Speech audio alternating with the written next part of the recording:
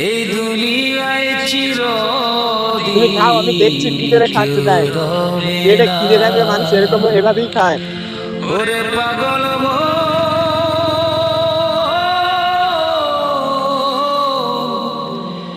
এ দুনিয়ায় চিরদিন। আমার এখানে 500 জন খেলো, আপনি আগামী সপ্তাহে 5 জন কেন, একজনকে দিয়ে শুরু করুন। কেন দুপুরে কি খেয়েছো? করি